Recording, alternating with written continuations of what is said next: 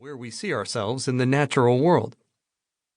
Our entanglement with weedy plants goes back thousands of years. Human activity has provided the conditions for the evolution of adaptive traits that made certain plants especially widespread, persistent, and troublesome. And humans have been especially effective agents of their global dispersal. The utterly human response to the presence of an obnoxious plant has frequently led to conditions that, in some way, favor the offending species or others like it. The notion of paths is a shorthand way to describe human-plant interactions. These interactions involve plant evolutionary biology as influenced by human behaviors and technologies. Certain plant species followed particular paths to become successful weeds because humans, in turn, responded to them in ways that have favored their continued adaptation.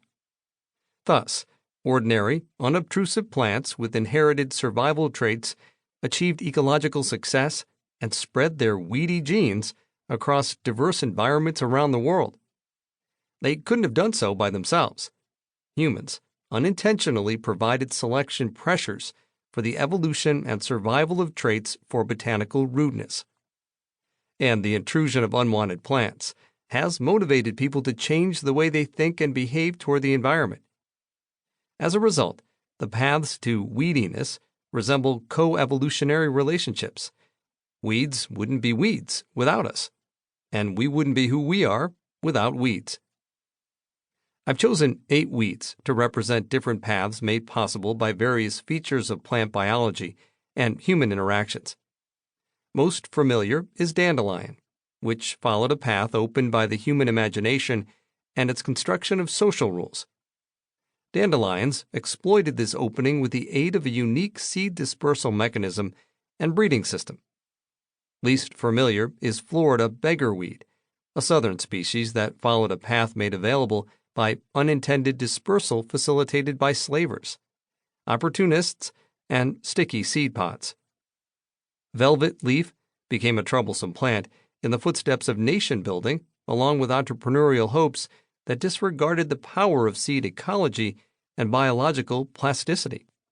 For nutsedge, the path has been one of poverty and neglect for a species that is both crop and weed with unique chemical properties. Maristale was an insignificant waif until industry genetically engineered a path to herbicide resistance that revealed a species with unanticipated potential for dispersal and growth. The path for pigweed was forged by a human tendency to make the same mistake over and over, while getting the same result from a prolific species with unusual facility for genetic change.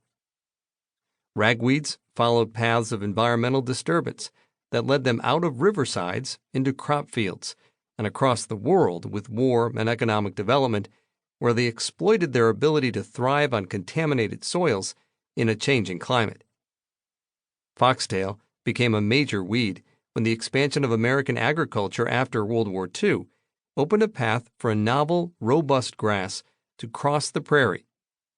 Meanwhile, its grassy relatives continued as useful grain or forage crops or minor inconveniences, the balance among them controlled by users of the landscape. These species, like all weeds, are plants of contradiction, despised and admired, useless and essential, targets for eradication, and sources of useful genetics. They are products of the human ambivalence surrounding food, labor, and our relationship with the natural world. They spoil the efforts of every gardener, farmer, nature lover, homeowner, and anyone who ever planted a hopeful seed in the soil. In direct and unseen ways, they complicate the life of everyone who enjoys the flowers and fruits of the earth. In suburban North America, weeds might be regarded as a nuisance. In the Midwest, they're a fixed cost in farming. For subsistence communities across the world, they're an existential challenge that commands the bulk of family labor. Yet, some are beautiful, with practical uses, and many play critical roles in the function of ecosystems. Adding to the confusion is the paradoxical concept of cultivate. We cultivate flowers or crops, meaning to plant and tend them for whatever purpose.